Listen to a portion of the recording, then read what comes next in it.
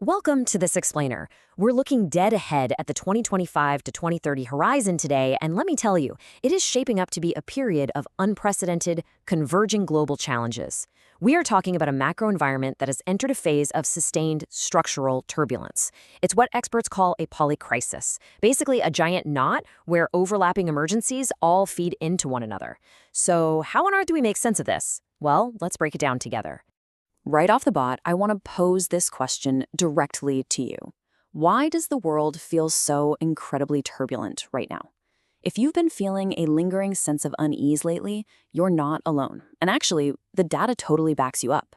According to the World Economic Forum's Global Risks Report for 2026, exactly 50% of global risk experts characterize the short-term outlook as stormy or turbulent. And what's really wild? That pessimism jumps to 57% when they look out over the next decade. Literally only 1% of experts anticipate a calm macro environment. So here is our roadmap for unpacking this interconnected web. We'll start with a world in flux, move into geopolitics and global conflict, then look at trust, tech, and polarization. After that, we'll cover the escalating environmental crisis, the SDG financing emergency, and finally, pathways to global resilience. Let's get right into it. Section 1, a world in flux and the convergence of crises. Let's do a quick diagnostic scan of the globe. The biggest takeaway right now is that we aren't dealing with isolated risks anymore. Look at how these threats evolve over time on the World Economic Forum's roadmap. Our current landscape in 2026 is completely dominated by geopolitical confrontation and state-based armed conflict, fueled heavily by defensive nationalism and supply chain shocks. But as we move into the short term by 2028, you see things like misinformation and societal polarization really taking root. Then look out a decade to 2036. Those immediate military threats are actually projected to be eclipsed by long-term existential environmental crises, specifically extreme weather and biodiversity loss. Section 2. Geopolitics and global conflict. The multipolar tinderbox. Let's zoom in on that immediate threat we just mentioned. We are operating in a highly fragmented international order right now. Nearly a quarter of global experts say state-based armed conflict is the absolute top immediate threat. Why? Well, the post-WW2 security architecture is fracturing under the weight of strategic competition. We're seeing defensive nationalism rise, historical alliances weaken, and massive gridlock in traditional global governance institutions. Because of that gridlock, the world is shifting toward a multipolar system with competing governance models. Take China's Global Governance Initiative, or GGI, launched in late 2025. It's a major attempt to rethink multilateralism, focusing on sovereign equality and inclusive development to give developing countries more of a voice. It's a very clear indicator of the intense ongoing debate over who exactly gets to write the global rules of the future. Section 3. Trust, Tech, and Polarization. The social cohesion crisis. Now, this turbulence isn't just international, it is hitting deeply on the domestic front too. Have you heard the term epistemic decay? It essentially means the structural breakdown of a shared reality, and it's a huge driver of today's social cohesion crisis. Misinformation is no longer just a temporary glitch, it's a permanent structural threat sitting at the very top of risk rankings. Thanks to the explosion of generative AI, the line between authentic and synthetic media has completely blurred. When you mix this epistemic decay with rising cyber insecurity, public trust just evaporates. And without that trust, building any kind of consensus to solve the other crises we face becomes almost impossible. Section 4. The escalating environmental crisis, a decisive window. Let's pivot to that long-term risk horizon.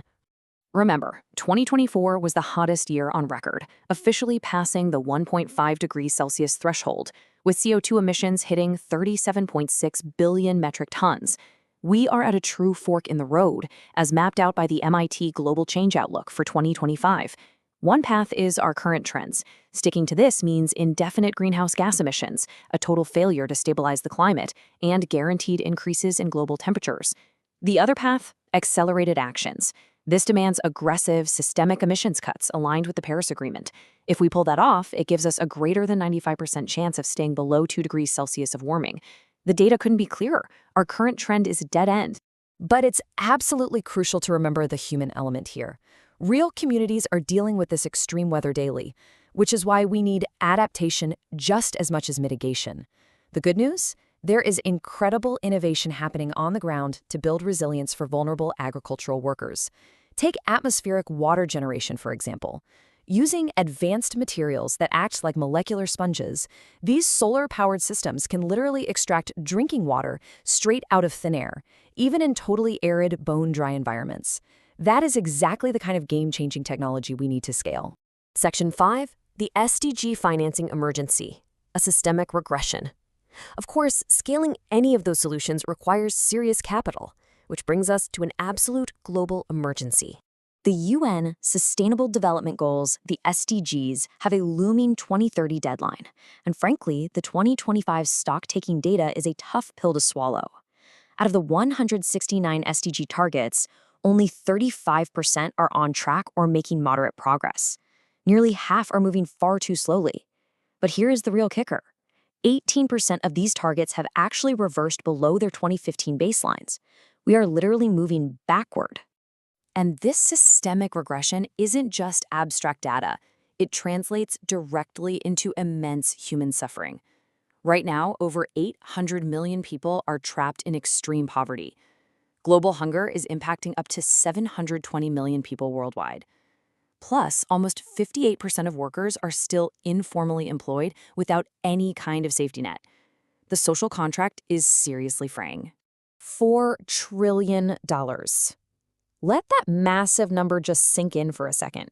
$4 trillion is the annual financing gap we face to achieve the SDGs. Because of this gap, many developing nations are trapped in an impossible situation, forced to spend more of their budgets on record-high debt interest payments than on basic healthcare or education for their own citizens. Section 6. Pathways to Global Resilience. Structural Reforms. Okay, we've diagnosed the polycrisis. Now, how do we break this feedback loop and reform the system?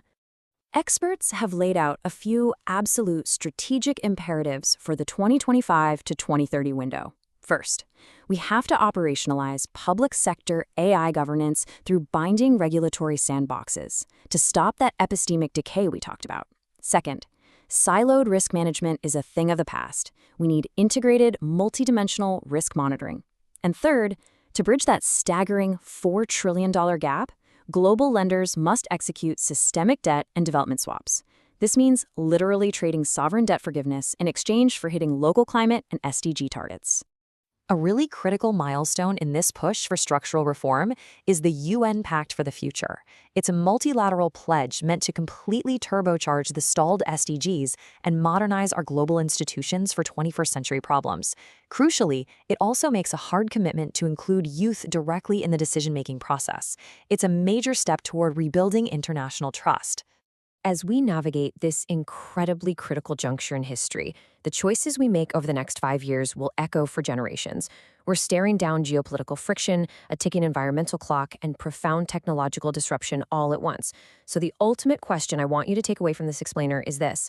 As these shocks collide, will our global systems succumb to compounding vulnerabilities, or will we proactively reform and choose collective resilience? Ultimately, it's up to us to demand the latter. Thanks so much for joining me on this deep dive.